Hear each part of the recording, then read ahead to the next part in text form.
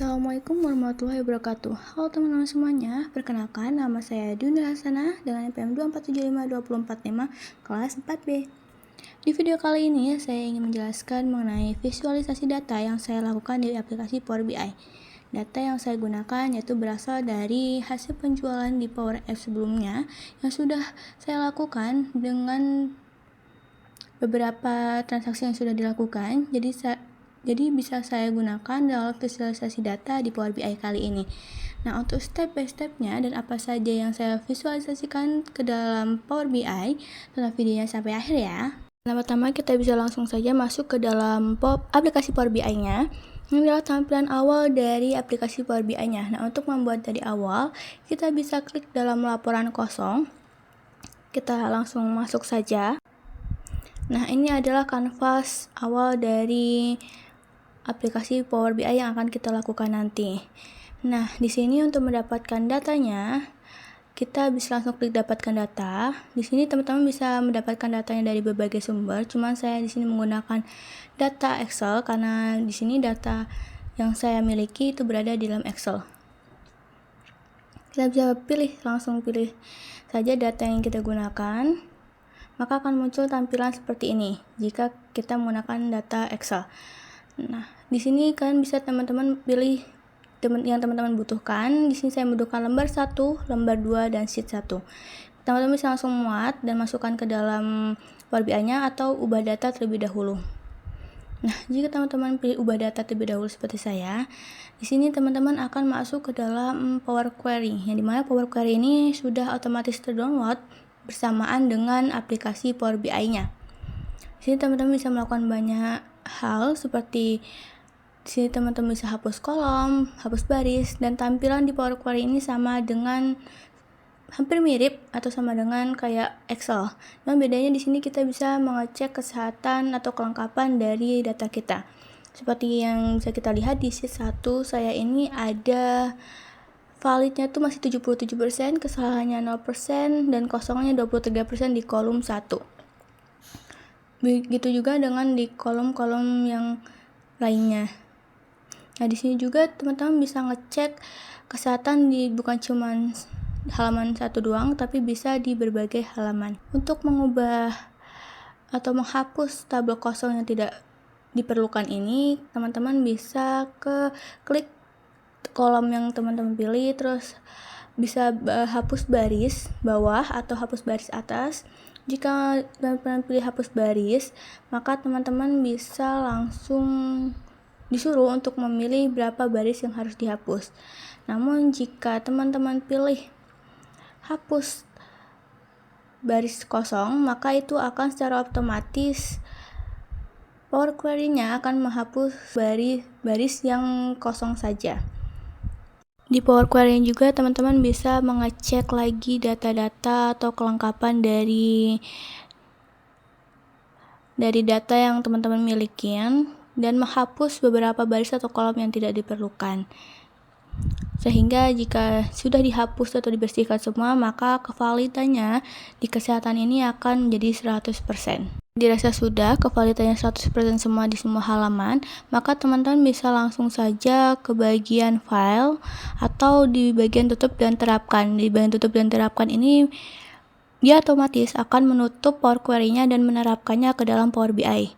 Cuman kalau kita klik file itu kalian atau teman-teman bisa memilih mau ditutup saja atau mau diterapkan saja. Jika pilih diterapkan saja, maka akan menerapkan tanpa menutup Power Query-nya.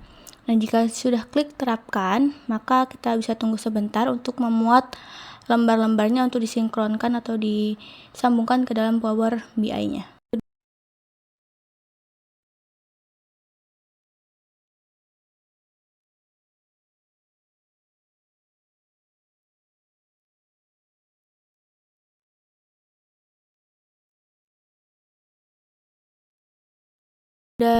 Nah, jika sudah dihubungkan, maka tampilannya akan seperti ini. Selanjutnya di sini saya ingin mengubah bagian kanvas atau latar belakang dari Power BI saya untuk mempercantik, memperestetik dari tampilannya.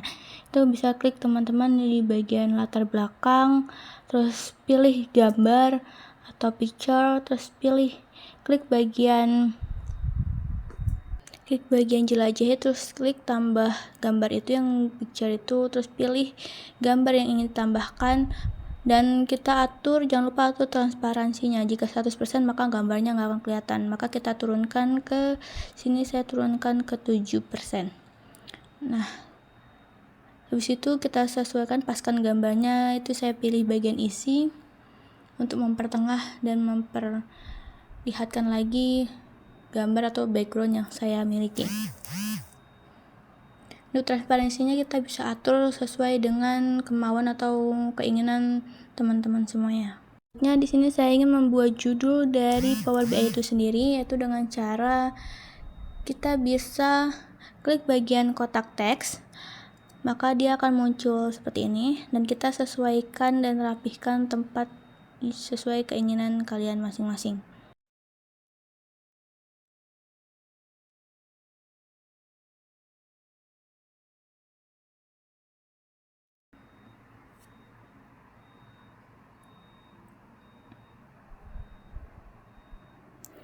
Nah, jika posisinya sudah pas, maka teman-teman bisa ketik di sini berdasarkan judul yang kalian inginkan. Di sini saya mengetik dashboard penjualan.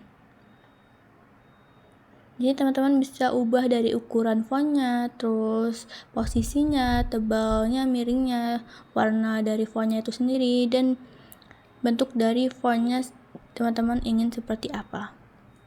Itu bisa disesuaikan dengan keinginan teman-teman semuanya. Nah, jika sudah, kita bisa langsung saja ke dalam visualisasi datanya atau ke dalam pembuatan visualisasinya. Di sini saya menggunakan beberapa chart yang ada di sini. Nah, itu teman-teman bisa menggunakan sesuka dan semaunya teman-teman. Di sini saya memilih contoh di bagian diagram kolom atau bar chart. Bar chart ini kita bisa langsung saja pilih sumbunya, sumbu X dan sumbu Y disesuaikan dengan kriteria teman-teman yang pilih. Di sini saya pilih di sumbu X-nya itu ada nama produk, dan di sumbu Y-nya itu ada di harga per produknya.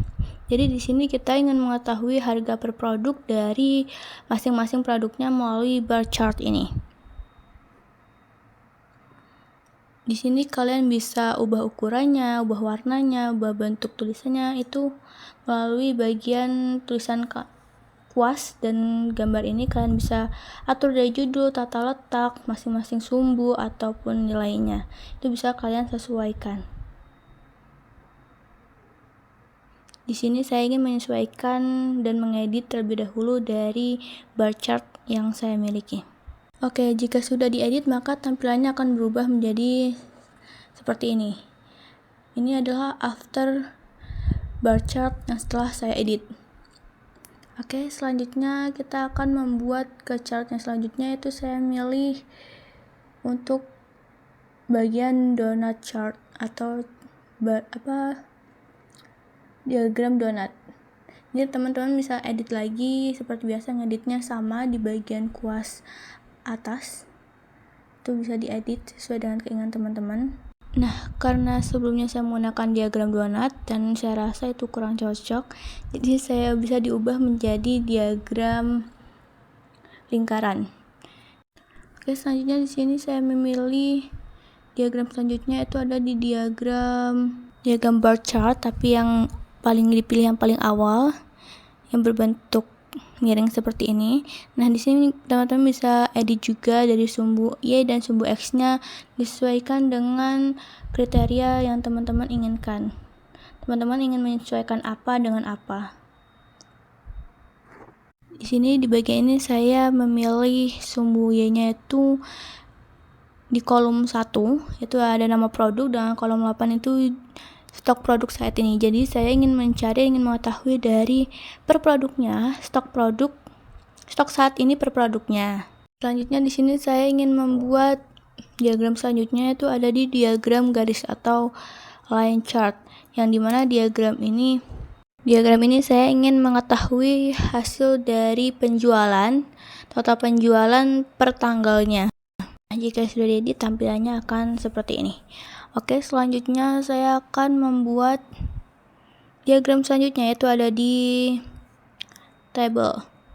Saya ingin membuat table. Nah, teman-teman bisa memilih diagram yang berbentuk tabel seperti ini. Nah, di sini saya ingin mengetahui dari nama produknya, terus harga produk per produknya, sama persediaan saat ini per produknya. Jadi teman-teman bisa pilih kolom di halaman Excel yang teman-teman inginkan dan ingin ketahui. Bisa sesuaikan tabelnya sesuai dengan keinginan teman-teman.